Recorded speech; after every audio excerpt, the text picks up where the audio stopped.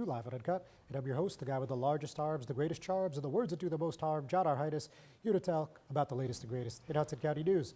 So, first of all, there's quite a few items throughout Jersey City, but before we get to that, of course, we had this earthquake last week, which is something that obviously nobody had on their bingo card for 2024, something that very, very rarely happens in the Garden State.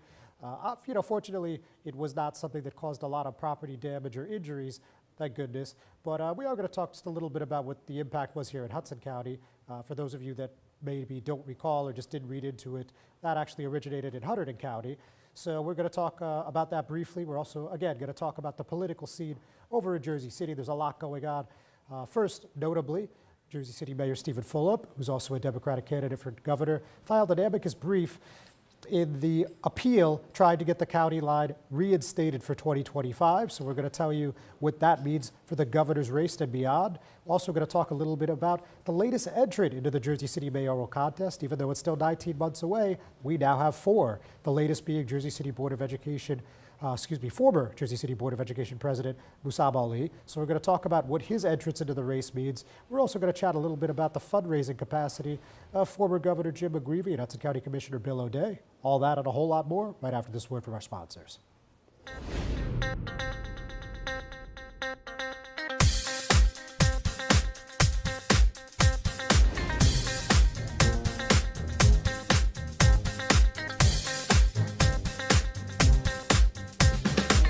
Burns Brothers Memorials, Monuments, and Markers, 787 Tunley Avenue, Jersey City. Hudson County's only monument maker, serving all faiths and cemeteries. Design, studio, and launch inventory on site. Cemetery inscriptions and custom orders welcome. Burns Brothers Memorials, Monuments, and Markers, 787 Tunley Avenue, just south of Secaucus Road. Craftsmanship that will last for all eternity. Burns Brothers, Jersey City, Albert H. Hopper, North Arlington. Visit us on the net.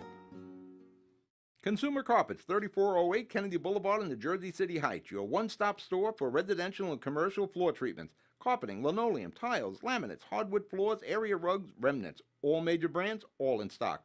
Free estimates, same-day installation. Consumer Carpets, it's savings, selection, installation. Credit cards and debit cards accepted. Financing available. Consumer Carpets, price to fit your budget, installation to fit your schedule. On the net at consumercarpets.com. Consumer Carpets, Jersey City, 201-792-2712.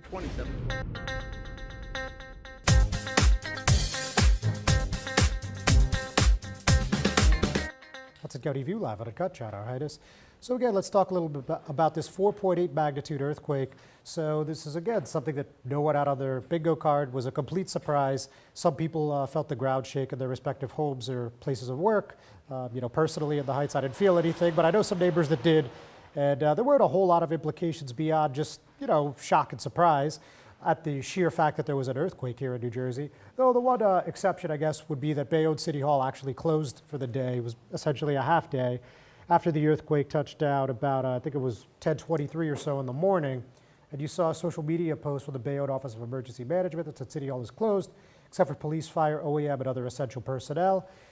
And I spoke to their coordinator, which is Eduardo Jr. Ferrante. He said the decision was made to close the municipal building out of an abundance of caution. The reason we closed City Hall is due to most of the buildings sitting atop a large underground parking garage. We're having a structural engineer inspecting it to ensure integrity, he told me in a text message. So with that, not really too much else to say. Quite a few officials tweeted out that they were doing things to check the integrity of buildings and other structures throughout the city, as well as checking on seniors. And there was really no injuries or damage to report. And Bayonne City Hall reopened as planned on Monday. Of course, the earthquake was on Friday. So not really too much else to add other than, very, very surprising. Now, getting into the politics that we all love, let's talk about this U.S. Court of Appeals for the Third Circuit and a few political entities looking to get this county line back into action to the fullest extent for 2025. And of course, next year is the gubernatorial race. So knowing that, and if you're active on social media, you know that Jersey City Mayor Fulop has been opposing the line since about October. And yesterday he filed an amicus brief through Scott Salmon, who is a fairly prominent election law attorney here in New Jersey. And they're pushing back completely against the Middlesex County Democratic Organization, Camden County Democratic Committee, Morris County GOP, and New Jersey Association of Republican Chairs, who are all looking to get this appealed and get the county lines back in full force again for next year, which includes the governor's race. Now, if you read this, Scott Salmon's a very colorful writer, so I got to give him props for that. And a lot of this is blasting Frank Hague and Tammany Hall and other historically corrupt administrations here in New Jersey.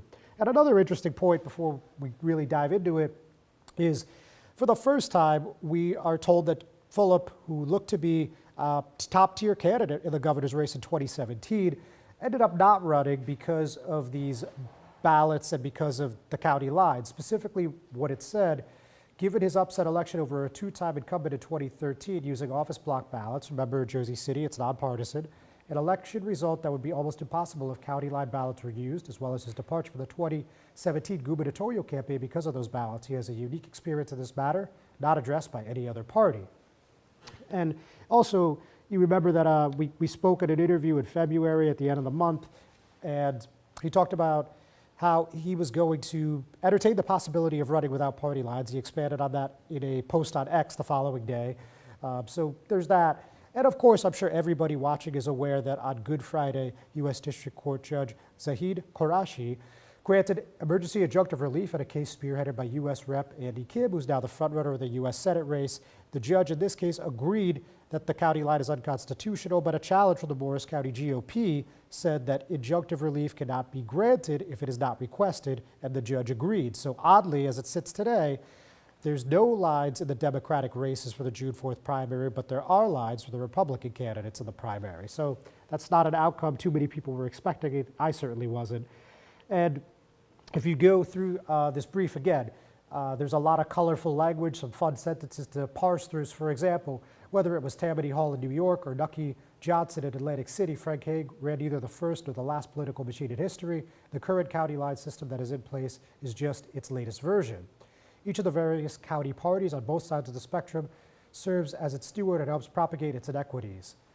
And there's a lot more, but they push back on the MCDO, Middlesex County Democratic Organization, as diverse and progressive, noting that 4 of their 5 representatives in the state Senate are straight white men, which is the same to be said for 6 of their 10 assembly representatives in the state assembly. So, I could go on, but I think you get the point. It doesn't look like we're going to get a decision any earlier than Friday, so in the event that we get one, we will certainly update you when it comes in. Now, we're talking about that mayoral contest, even though it's not until November 4th, 2025.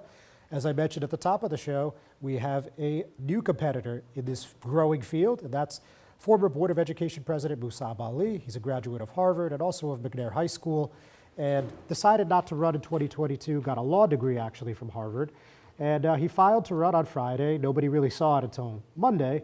And he has since put out a campaign video and a statement. He said, deciding to challenge the status quo and run for mayor was no easy choice, but seeing our city, the most diverse in America, struggle with issues like affordability and gentrification, and grappling with the shadows of machine politics, I knew I couldn't stay on the sidelines. Jersey City raised and educated me.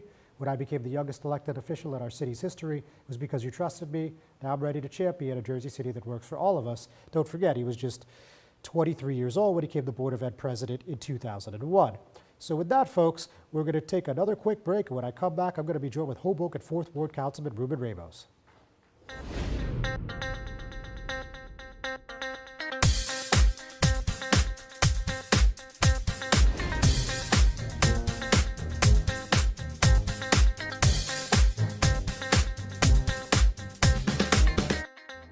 Newport, the luxury waterfront community on the Hudson River, offers a quality of life you deserve in one of our many high-rise towers.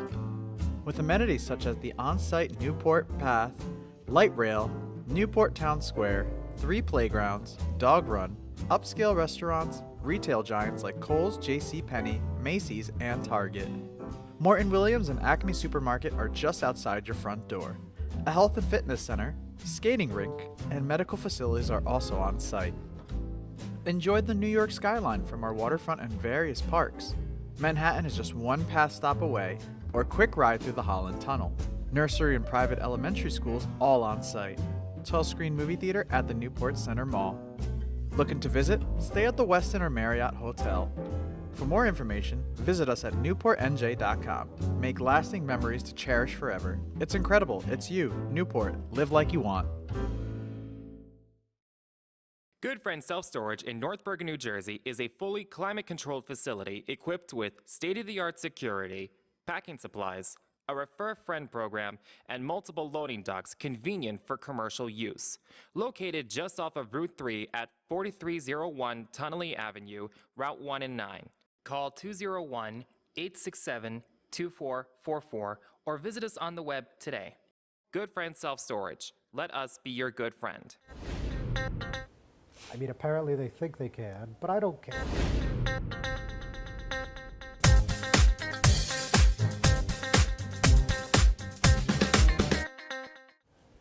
Hudson County View live at Uncut, Chowder Heights. And as I mentioned a few moments ago, today my guest is Hoboken 4th Ward Councilman Ruben Ramos. Ruben, nice to see you. Good to see you, John. It was a pleasure. All right, same here. So let's go back to last Wednesday. You guys voted on the budget. Or didn't vote. Well, it did go the way that everyone was expecting, for sure. It ended up being defeated by a vote of 5-4. So just reiterate to me why you thought this was not the time or the place to introduce this. I think it was more of a timing issue on our behalf when we were thinking about it. Or not thinking about it. We didn't really talk to each other beforehand. It was normally our agendas go out on Fridays, 4 p.m. And a budget as big as we have it now, $144 million, we want the public to have as much information as they possibly can. Well, all of our agenda items are out at 4 o'clock on Friday pretty consistently. We add some items for new business, but to receive a budget of that amount of money with that much at stake for the residents of Hoboken at 11:08 on Wednesday morning, and then to be asked to vote on something at 7 p.m. And then you have to be informed about these issues. Not just that we have 9 council members, and I'll say all 9 council members really take their job seriously, which is a benefit to the residents of Hoboken. Everyone really tries to do their homework. Everyone does their due diligence. Whether we agree or not on issues is a totally other story, but everyone does do their due diligence. And I felt it was really unfair to ourselves and the members of the public to really get a budget in less than 7 hours before we're going to actually introduce it. And then when we introduce the budget, that also gives us a time constraint as well, so as to do our job, to have our budget workshops, to do outreach to the public, to try and get information from the state as well. And that puts the city council on the clock. So I said, let's delay that clock a little bit. Let's get all the questions we have out there a little bit, which I had a newsletter today. I had a bunch of questions that night, still have a bunch of questions going forward. But on Monday, we have a meeting again on Monday. Odds are we'll probably vote to accept the introduction of the budget. We'll start our budget workshop season, and hopefully we'll have more information that I've yet to receive, especially the debt worksheet I requested on that data. So we'll get it then. We should receive it. You have it already. We should receive that document a lot sooner, but we'll move forward from there, and we'll do the best job we can at 6.3% tax increase proposal right now, and I'll do my best to try and get that number definitely downwards as best we can. Fair enough. Now, you said a lot, but let's just go back to this. So the special meeting Monday? I believe a special meeting Monday, and then the workshops will condense, be those couple of days, 15, 16, 17, I don't know the dates exactly in my head, leading up to the council meeting. But we have all the directors be going up, making presentations about what their budget calculation is for their specific departments, and then we'll make decisions from there as we move forward. But it's important for us to kind of move the process a little bit ahead of time, because the longer we wait, the less we can really impact the budget as far as numbers downwards, right? The municipal budgets for any municipality, I believe it's June 30th, right? Correct. Okay. Correct. So, there's time, but not maybe as much time as you would like. There's time, but we're already in April, right? Yeah. We'll be in May. We'll be halfway in June. The budget, half the budget has already been spent. So the impact we can make or try and make will be, we're going to try and make a significant impact on, like we always do. But it won't be that impactful when the later we pass it. So, we should have, ideally, this process should really commence in January, introduction in January. We know the numbers are pretty much matching from prior year already. Look at our audit statements, look at our debt statements. The numbers are already there. Bear it out for going forward for not just this year, for future years to come. So the numbers are there for us to really see. It's just a matter of priorities and where they want to put those priorities, where we want to put those priorities. So hopefully we'll get a clearer picture over the next couple of weeks as we move this process forward. All right, just one more on this topic. So the business administrator, Jason Freeman, he gave a presentation before you voted. It was about 15, 20 minutes.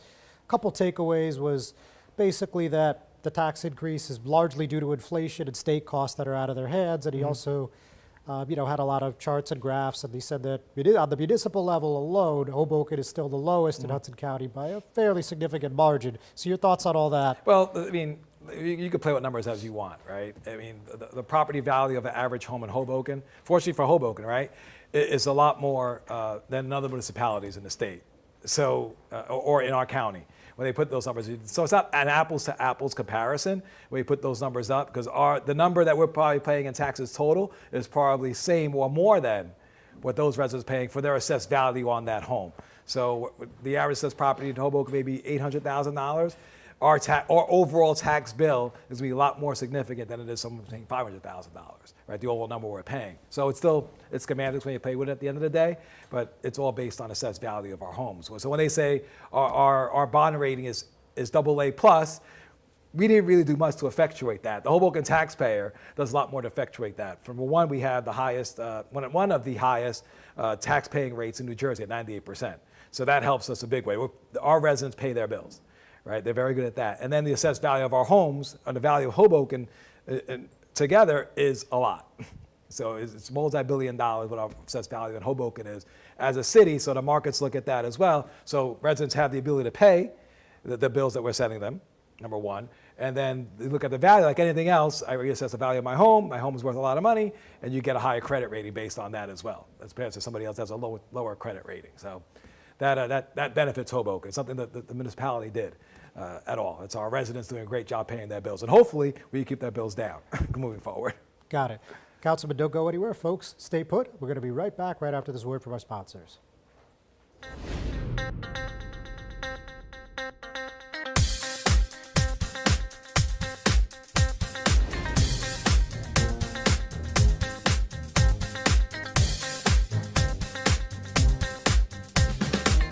Burns Brothers Memorials, Monuments, and Markers, 787 Tunley Avenue, Jersey City. Hudson County's only monument maker, serving all faiths and cemeteries. Design, studio, and large inventory on site. Cemetery inscriptions and custom orders welcome. Burns Brothers Memorials, Monuments, and Markers, 787 Tunley Avenue, just south of Secaucus Road. Craftsmanship that will last for all eternity. Burns Brothers, Jersey City, Albert H. Hopper, North Arlington. Visit us on the net. Good Friend Self-Storage in North Bergen, New Jersey is a fully climate-controlled facility equipped with state-of-the-art security, packing supplies, a Refer a Friend program, and multiple loading docks convenient for commercial use. Located just off of Route 3 at 4301 Tunley Avenue, Route 1 and 9. Call 201-867-2444 or visit us on the web today. Good Friend Self-Storage. Let us be your good friend.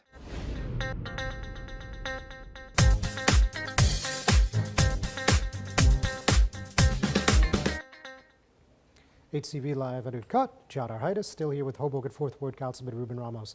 So, Councilman, let's get into the politics. Of course, a lot of fun. Now, or not, depending who you are. But the 8th District Congressional race, of course, it's a much more competitive, or at least a lot louder than we're used to seeing, right? And you got Mayor Ravi Bala against the incumbent, Rob Menendez. You came out emphatically for Rob Menendez at the end of last month. Why did you think that was the right pick? Well, I think Rob, in the last 2 years, has really earned my respect and my vote as the job he's doing as a congressman. So I really don't see a need to change there. His values, as far as the issues that he's fighting for in Washington, are saying that I'm sharing for, fighting for affordable health care, fighting for more access to doctors, fighting more higher paying jobs for our residents in the 8th Congressional District, transportation needs. So the issues that he's fighting for in Washington are things that I believe in as well. So I don't really see a need to change the person that's representing us currently. All right. What do you think about the discourse of this race? Of course, you've been around 25 or so years. You've seen all kinds of wacky stuff on TV and flyers and the news. When you're looking at the back and forth between these guys, what are you thinking? I think the social media stuff is a newer aspect to this. When you have two candidates really going back and forth on social media, I don't know how much ground you really gain on that, the back and forth on social media. I think you want to try and elevate the conversation a little more. I think we've seen in the past what Mayor Bala has done with the candidates that have opposed him and how he approached that. So I think we're looking at a higher level of intensity campaign moving forward on both sides. But I think ultimately it's going to come to the voters and what they feel is right, who's fighting for them on their behalf. And hopefully both candidates, hopefully Rob Jr., the candidate I'm supporting, gets his message out there that he's been fighting for the candidates the last 2 years, that he's there fighting on their behalf the last 2 years. Hopefully that resonates with them, with the record he's able to get in a short amount of time. It resonated with me, certainly, a couple of my council colleagues as well. I think when he's one-on-one and we're in front of a group of crowd, I think he's very impressive. And I think he's very good in his feet. I think he's doing a great job in Congress in debating issues on the floor at this time and in committee at this time, really expressing how he feels about issues. And what he's feeling is really the resonance, the voices of the 8th District. So I think it's good, doing a good job of that. I think Rami Abala, really just saw an opportunity for himself to kind of try and strike with the things that happened unfortunately with Rob's dad there, because a year ago, he was posing in photos with him all the time, our great congressman, up until very recently. You mean senator? Yeah, excuse me? You mean senator? No, the Congressman Well, Menendez. both. Both, they were both great. up until a couple of months ago. They're both doing a great job, great interviews, going to events, glad handing with them constantly. So things have changed. I don't think the job that Rob has changed hasn't changed much in the last couple of months, and things that happened with his dad, that'll get adjudicated in a court of law. But as far as the job goes, he's been doing a great job in my eyes, and hopefully that resonates for the rest of the district. And we'll do all we can to try and get him elected. Very good. Or reelected. Well, speaking of getting someone elected, a lot of people are telling me you got the look and the feel of a top-tier 2025 mayoral candidate. Hopefully I have the look of something, right? Yeah, sure. But what are you thinking about next year? I mean, it's 19 months, but still. 19 months is a long ways away. A lot of things can happen between now and then, but I'm fortunate enough where I have a core group of supporters that definitely advocated me and talk to me every day about running for mayor. I mean, I'm appreciative of that alone. I think I do. If we do try and pursue, I think we do have a record to stand on, 25 plus years of community service.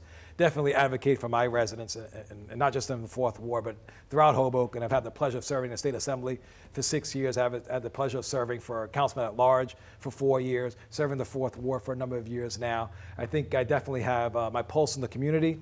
Definitely advocate for what I see is right and advocate against what I see is wrong. Definitely have good working relationships with everyone. I'm not the ground into powder kind of guy. Definitely want to bring people together, elevate our conversation, move our city forward in a positive direction. So if myself, my supporters, I would not do anything without my family and my supporters, first of all. So if we make that decision, we'll definitely run an energetic campaign, a campaign based on issues. I don't have Twitter fingers. I definitely have knock on doors, we'll burn the soles of our shoes out, try and meet people, glad handing people. As best we can. I think it works for us the past 25 plus years. Hopefully it'll work for us if we do decide to put our hat in the ring moving forward. But I think just the fact that with the reputation, I hope it's a positive reputation, be able to develop in town, the fact that I've been doing it this long, and people still say that you have an opportunity to run for mayor and not looking at it negatively, is I think I'm proud of that fact alone. The fact that 25 years of public service and still have a good reputation of servicing our residents, and I'm proud of that moving forward. So quickly, before you go, Councilman, I saw your email blast this morning, and you mentioned something that I don't think too many people were aware of, that Southwest Fest has been canceled this year. It's been postponed, hopefully it's been postponed. Last year we had a great event. It's an event that was born from the Housing Authority residents and residents of the neighborhood, really trying to bring people together. And that's what the goal was. We put it together in a couple of months. And we made it a city-sponsored event. And that was really important to have a city, make it city-sponsored. It's an event that you hopefully can happen consistently every single year. But unfortunately, from the city's perspective, not my standpoint here, is they viewed there were new hires made in town. Jerry Fowler retired, a new hire made there. Last year, the event was run at the Department of Recreation. And they did a great job in helping us coordinate the event with the police department, with OEM, with Hoboken Parking Utility, getting the no parking signs up, with the Housing Authority, the Hoboken Business Alliance, with myself and other sponsors. We were able to put an event of that magnitude with just $15,000, in a short amount of time. And we've already been planning. The event would have been June 1st. We've already been planning since last year, trying to make it better, consolidate the event. Some things, obviously, you do a review of it, what we did right, what we did wrong, and try to make that event better. But the city felt that they had no one. They hired a new director of Jerry Fowler was community affairs. I'm sorry. That's okay. Community arts.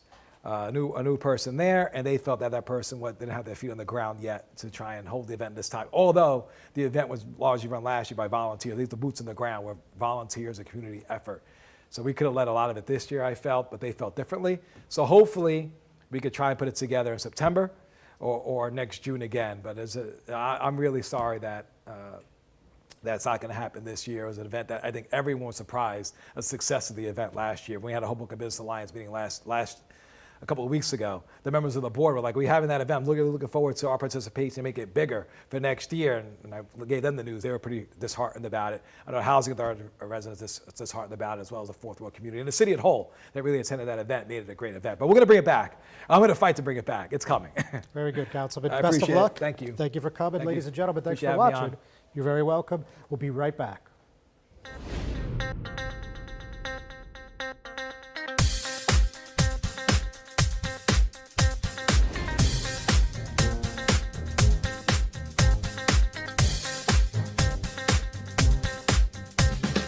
Consumer Carpets, 3408 Kennedy Boulevard in the Jersey City Heights, your one-stop store for residential and commercial floor treatments, carpeting, linoleum, tiles, laminates, hardwood floors, area rugs, remnants, all major brands, all in stock.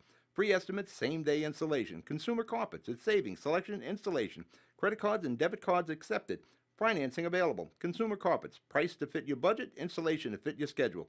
On the net at consumercarpets.com. Consumer Carpets, Jersey City, 201-792-2712. Newport, the luxury waterfront community on the Hudson River, offers a quality of life you deserve in one of our many high-rise towers. With amenities such as the on-site Newport Path, light rail, Newport Town Square, 3 playgrounds, dog run, upscale restaurants, retail giants like Kohl's, JCPenney, Macy's, and Target. Morton Williams and Acme Supermarket are just outside your front door. A health and fitness center, skating rink, and medical facilities are also on site. Enjoy the New York skyline from our waterfront and various parks. Manhattan is just one pass stop away, or quick ride through the Holland Tunnel. Nursery and private elementary schools all on site. 12-screen movie theater at the Newport Center Mall. Looking to visit? Stay at the Westin or Marriott Hotel. For more information, visit us at newportnj.com. Make lasting memories to cherish forever. It's incredible. It's you, Newport. Live like you want. Panapinto Properties, Jersey City, shaping the workplace with state-of-the-art office spaces and addresses your company desires. Building residences that define your home environment, adjacent to all modes of transportation with on-site parking available. The right address, the right lease. Call 201-521-9000 or visit online at panapintodevelopment.com. Panapinto Properties, building Jersey City for everyone.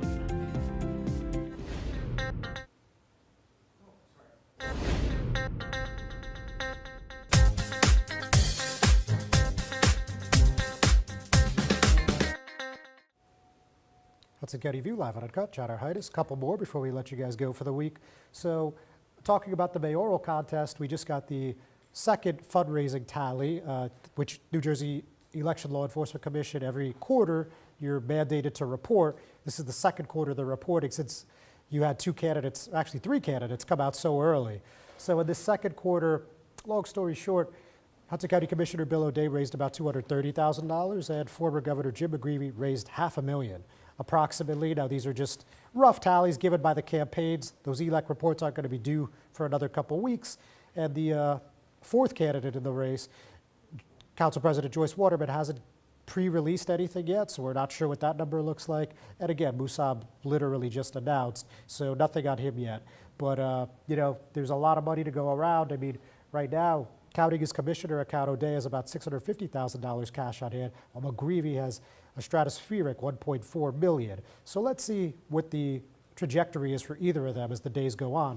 And just on a quick note, also speaking about O'Day, he came out with a proposal, a recommendation, asking for changes on collecting the payroll tax on construction projects. And that came right after Ward E Councilman James Solomon, who a lot of people think is going to run for mayor in 25, hasn't made any announcements yet, gave a plan how to better collect money on the payroll tax. So I'm not going to dig into those too much, as there is a couple other things I want to touch on, and we're short on time.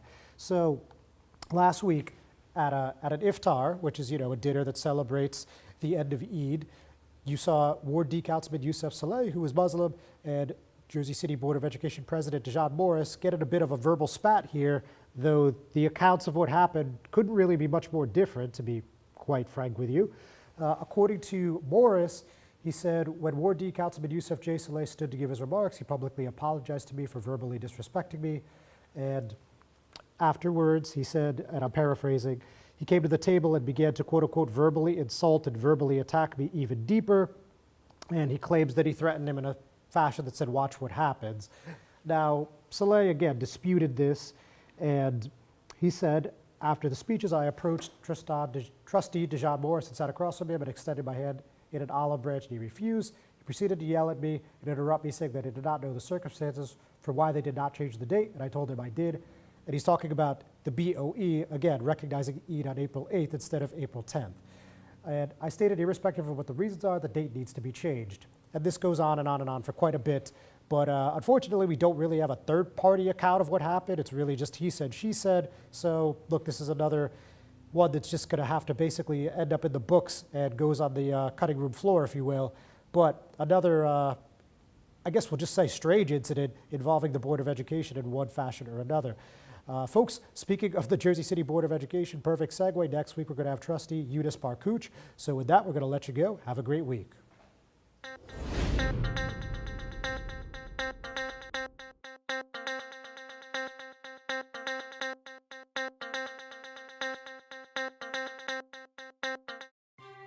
Thanks for watching Hudson Media Group.